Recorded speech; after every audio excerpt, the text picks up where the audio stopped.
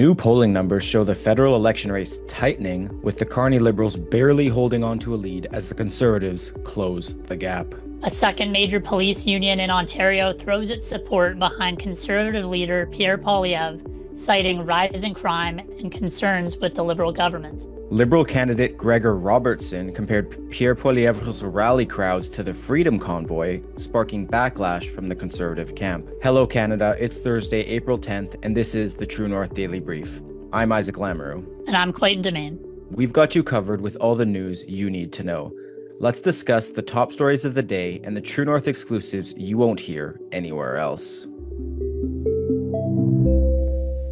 According to a new national poll commissioned by Juno News and conducted by One Persuasion on Monday, April 7th and Tuesday, April 8th, the Carney Liberals still hold a slight lead with 39% of the vote, down 4% from last week. Poilievre's Conservatives are gaining in momentum off big rallies and major enthusiasm, and have inched up to 36%, which is up 3% from last week. While the story of the campaign remains the collapse of Singh's NDP, that party is regaining some support with 14%, also up 3% from last week.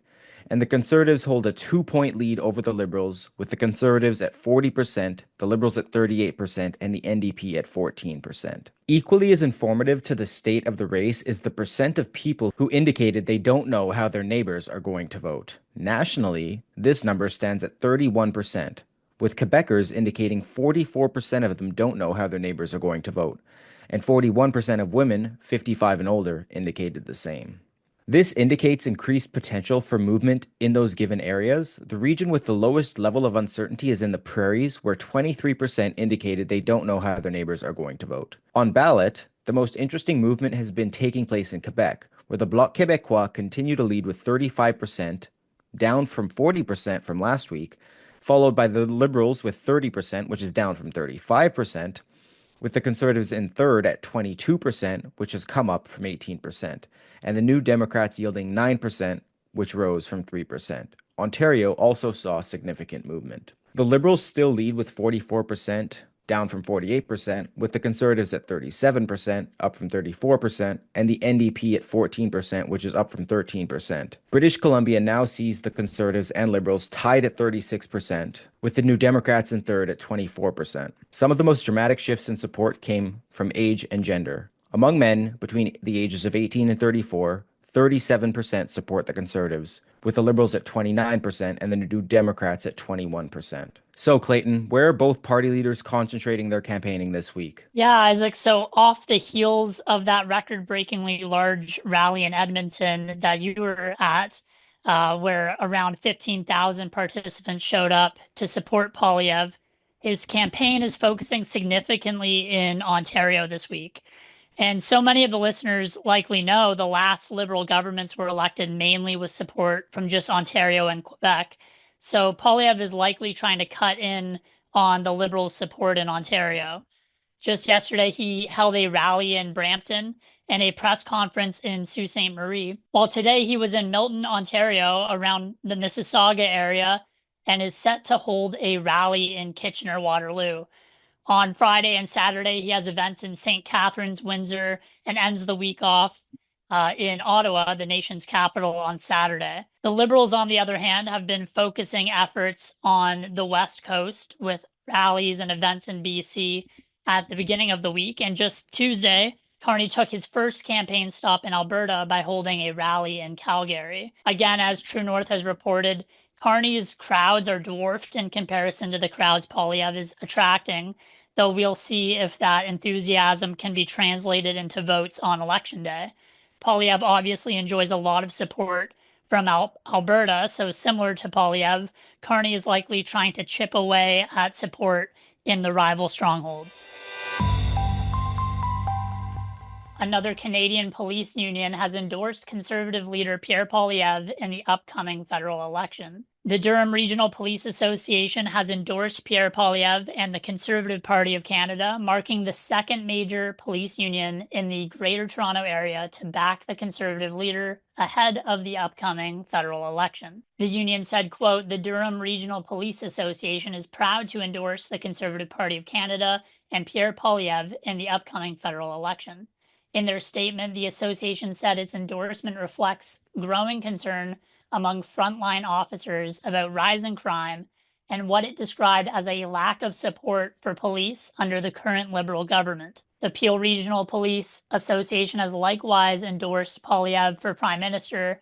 Meanwhile, the Toronto Police Association called on the two main party leaders to respond to four key public safety concerns before Friday, April 18th. In a formal letter posted through various social media channels, the TPA told Liberal leader Mark Carney and Conservative leader Pierre Poilievre that more than 8,500 police and civilian members are, quote, watching this election closely to see how each party will deal with these pressing issues.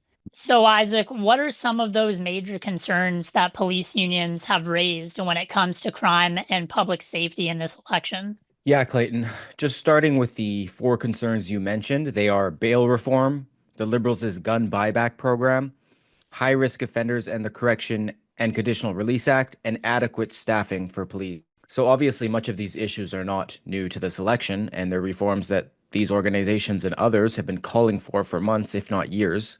The bail reform point has been brought up by almost everyone under the sun, including Canada's provincial and territorial premiers. The group of premiers wrote to the federal government under former Prime Minister Justin Trudeau and urged him to revisit bail reform. Of course, the feds subsequently denied the request and actually blamed the premiers. Conservative leader Pierre Poilievre has pledged to end the Liberals' catch and release system, citing as early as this Wednesday that violent crime increased by 50% because the Liberals support laws letting repeat offenders out of jail. He previously cited 40 individuals in Vancouver being arrested 6,000 times in 1 year. As for the Liberals' gun buyback program, we'll remember that despite allocating over $600 million to the program so far, the Liberals have still not collected a single gun. As for staffing, fixing many of the policies that are seeing rampant crime that police frankly get blamed for, despite they themselves having their hands tied, with the courts being in a similar predicament, making life easier on them through policy reform might help with recruitment. Poilievre recently cited bringing back the warrior mindset to Canada's military when he was speaking at the Edmonton rally, while pledging to get rid of the woke virus. We've seen woke ideology infiltrate some police organizations, and maybe Poilievre will take a similar approach in regard to that. People have criticized Mark Carney for not having much to say about the country's rampant crime, while the Conservatives have taken a much stronger stance against it. Former Vancouver Mayor and Liberal candidate Gregor Robertson likened the size of Conservative leader Pierre Poilievre's rally crowds to the 2022 Freedom Convoy protests, claiming that supporters were united in, quote, a resentment for government. Robertson made the comments Tuesday following a rally by Liberal leader Mark Carney in Delta, BC. A spokesperson for Poilievre's campaign responded by telling True North that, quote, comments like that from the Liberals really show what they think of the millions of Canadians who are struggling and want change in this country. Robertson has been attending Carney's campaign stops along the West Coast in Richmond and Delta this week, running as the Liberal candidate in Vancouver, Fraserview, South Burnaby. First reported by the National Post, Robertson was asked why he thought Poilievre was attracting such massive crowds in comparison to Carney, which he dismissed as people who were simply unsatisfied with the status quo. Poilievre held a rally in Edmonton Tuesday, which saw around 15,000 people in attendance, which marks a major sign of his message resonating when compared to the 2,400 people who showed up for Carney at the Richmond rally. So, Clayton, do these claims hold water? Has Poilievre, who is running to become Prime Minister, campaigned on a message of government resentment? Well, that's fair to say about aspects of Poilievre's campaign. He's tapping into the sentiment of regular Canadians who are tired of the government's mishandling of so many files that affect their lives. He's campaigned against government spending, which leads to inflation, and against government red tape, which delays many projects such as building, housing, energy projects, and the economy in general. When it comes to crime and safety, Poilievre has also noted several catch and release policies implemented by the Trudeau Liberal government, which have resulted in spikes in crime. He rallies against the Liberal government's ethics violations, corruption, and mass immigration policies.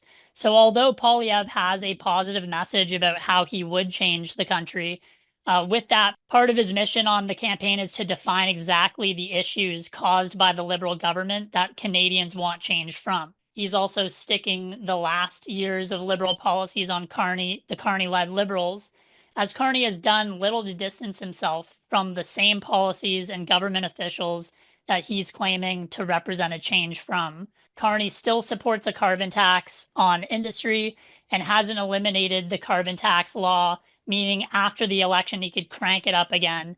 And he hasn't said anything about crime and safety beyond platitudes.